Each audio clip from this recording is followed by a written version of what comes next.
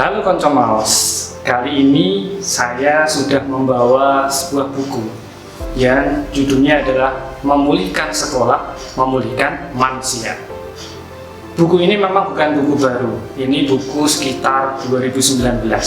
Tapi saya tertarik dengan buku ini untuk saya rekomendasikan ke teman-teman karena isinya yang memang di luar kebiasaan. Buku ini ditulis oleh Pak Haidar Bagir. Siapa yang nggak kenal Pak Haidar Bagir? Beliau adalah ketua dari Yayasan Lazuardi. Beliau adalah direktur utama dari Mizan Group, dan banyak sekali pencapaian yang beliau sudah dapatkan baik di bidang pendidikan maupun sosial. Sehingga saya kira nggak mungkinlah kita bahas itu sampai panjang lebar, nggak cukup waktunya pasti ya. Nah, kembali lagi ke buku ini. Buku ini dari judulnya itu saja sudah memperlihatkan bagaimana ada kegelisahan, ya kegelisahan baik moral, sosial, akademik dari Pak Haidar Bagir itu sendiri. Beliau menggunakan judul Memulihkan Sekolah, Memulihkan Manusia. Artinya ada masalah di sekolah ini. Kenapa harus dipulihkan kalau tidak ada masalah? Ya kan? Kenapa harus dipulihkan kalau tidak ada penyakit di situ? Nah, dari judulnya kita sudah tahu kegelisahan itu. Nah, lalu kira-kira apalagi yang menarik dari buku ini? Dari buku ini kita tahu tadi bahwa permasalahannya adalah di sekolah atau pendidikan. Itu masalah terbesar di negeri ini. Kita lihat koruptor di negeri ini. Apakah mereka tidak sekolah? Mereka bersekolah, mereka berpendidikan tinggi. Tapi pada akhirnya apa? Dia jadi koruptor, masuk ke sel tahanan. Berarti ada masalah di situ. Pak Haidar Bagir ingin memulihkan hal itu. Maka beliau menuangkan kegelisahannya dan menulis ide-ide gagasannya dalam buku ini. Yang pertama, yang menarik yang akan kita bahas di sini adalah beliau mengatakan bahwa sekolah itu adalah tempatnya gagal. Tempatnya gagal, bukan tempat berhasil, bukan tempat untuk berhasil. Ini kan aneh, loh. Setahu kita itu sekolah dituntut untuk bisa ranking 1, dituntut untuk bisa punya medali-medali olimpiade dan lain sebagainya loh. Tapi Pak Haidar Bagir menulis di subbabnya salah satunya bahwa sekolah adalah tempatnya gagal, bukan tempat berhasil. Menarik di sini. Sedikit saya cuplikan ya, mengapa beliau menulis itu. Yang dimaksudkan dengan berhasil dan gagal di sini. Yang dimaksudkan bahwa sekolah itu gagal, sekolah adalah tempat untuk gagal, bahwa beliau mengharapkan sekolah itu menjadi wadah tempatnya siswa-siswa untuk bereksperimen. Sehingga kalau bereksperimen, kemungkinan gagal tentu banyak. Dan itu tidak ada masalah. Pendidikan kita secara filsafat memang harus memberikan ruang yang besar, memberikan kesempatan siswa kita untuk mengutarakan pendapatnya. Sehingga mereka bisa lebih memunculkan kreativitas mereka, bisa lebih merdeka ya dalam berpikir.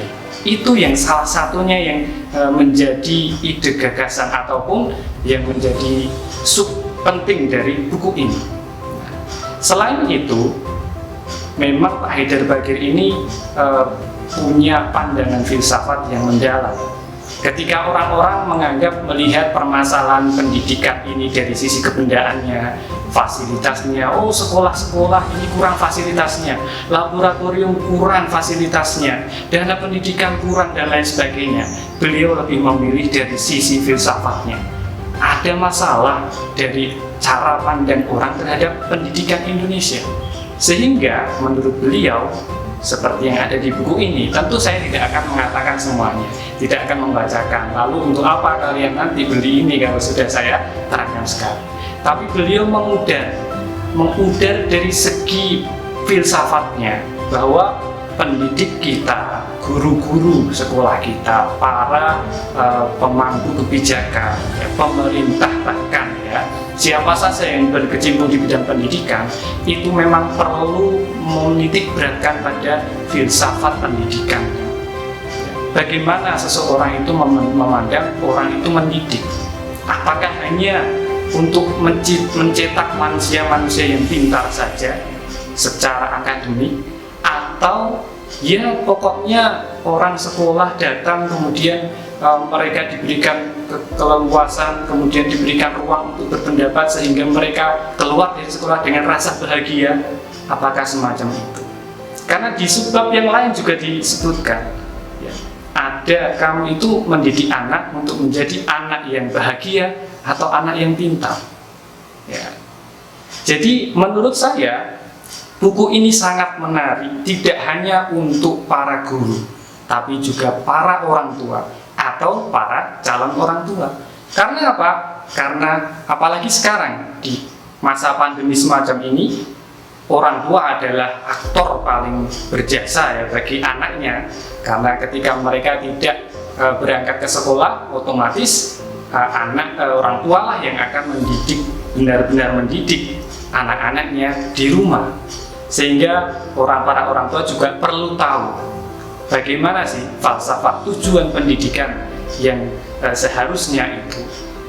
Apakah mencetak generasi yang pintar saja atau juga berakhlak, atau dua-duanya pintar juga berakhlak, sehingga tidak akan kita melihat koruptor merajalela, korupsi merajalela, koruptor didominasi orang-orang pintar itu. Kita tidak akan melihat lagi itu di waktu yang akan datang. Sehingga saya tidak akan panjang lebar lagi mengudar buku ini, karena itu adalah hak teman-teman untuk membaca, untuk merenungkan apa yang ada dalam buku ini. Jadi itu saja yang bisa saya sampaikan. Silakan teman-teman mencari buku ini. Meskipun buku ini bukan buku baru, tapi saya kira buku ini bisa kita ambil pelajarannya dan diterapkan pada setiap zaman, setiap waktu, kapanpun dan siapapun. Terima kasih, kita siap bertemu kembali di lain waktu. Salam.